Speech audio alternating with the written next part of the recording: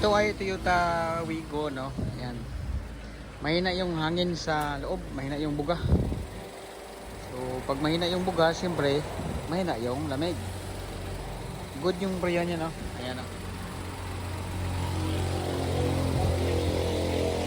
Malamig yung tubo niya. No, yan, nag-automatic siya.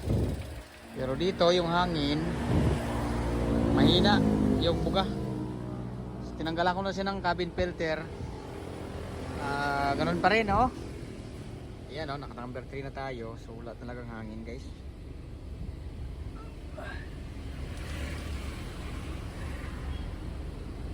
Yan. Guys, yung gawin natin dito ay mag-cleaning, no? Tanggal tayo ng dashboard, tapos out natin yung evaporator para ma-cleaning. After ma-cleaning, palit tayo ng cabin filter, no? Ayan, okay. So, start na tayo, guys. Cleaning yung gagawin natin dito sa Wigo na to.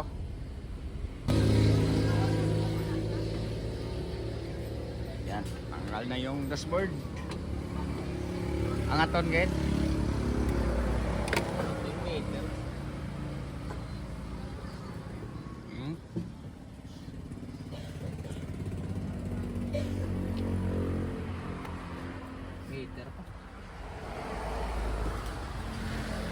Yan, no? So ang ito lang yung steel para karoon ng luwag kunti para mahugot yung housing assembly. May heater pa kasi itong Wigo, guys.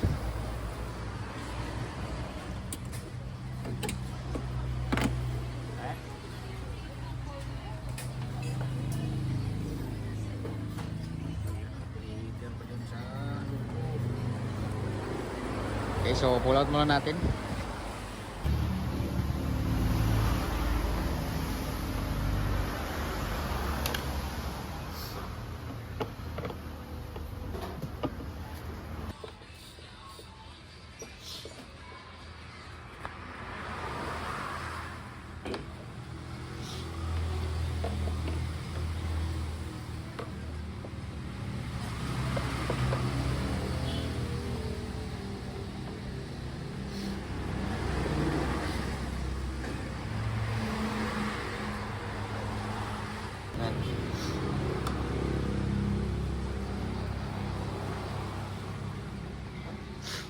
Punya lang eh.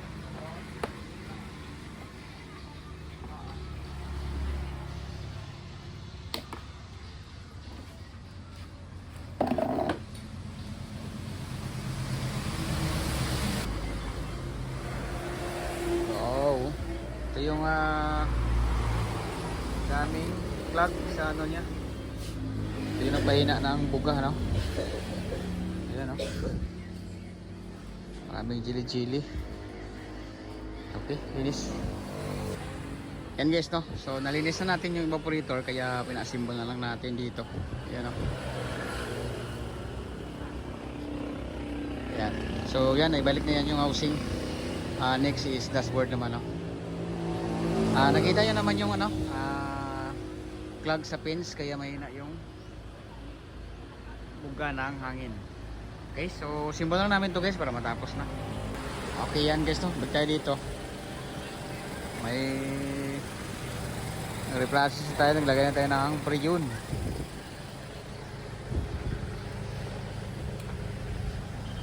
Oh, yan, oh. Malakas na, number 1 pa lang, oh. Ayan. Ayos.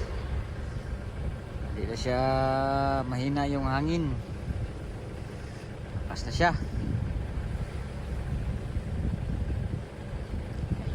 Okay na, guys, so see you sa ating next video ulit. Thank you for watching.